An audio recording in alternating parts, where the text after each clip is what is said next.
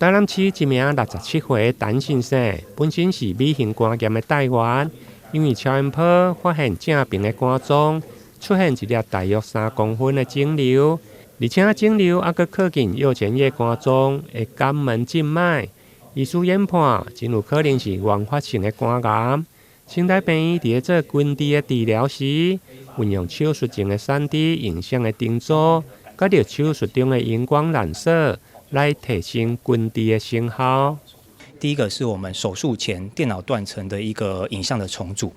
那大家知道肝臟的血管其實相當的複雜。那我們手術中其實一個最大的問題就是出血的問題。那我們假如說這個腫瘤是長在我們肝臟比較中心、靠近大血管的地方，那麼手術前如果有比較詳細電腦斷層的一個血管的重組，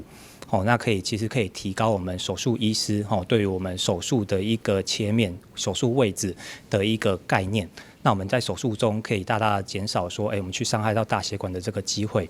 那手術中就是影像上要怎麼樣對應到我們實體真正的肝臟呢？我們就用手術中的一個熒光的染色，我們一個 ICG 電青綠的一個藥物。那打進去之後，我們可以讓我們肝臟有血流的地方會亮起來。那我們手術中只要把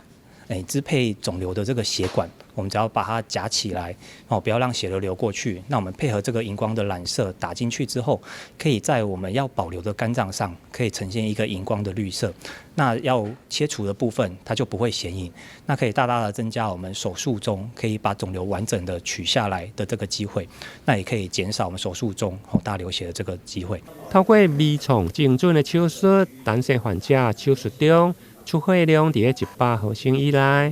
而且第5天就順利來出院。醫師強調，目前肝癌的治療已經邁入精準的醫療，患者只要早期接受醫生的評估甲治療，對着整體治療成效甲生活品質，攏會用大幅度來提升。台南新聞林英根採訪報道。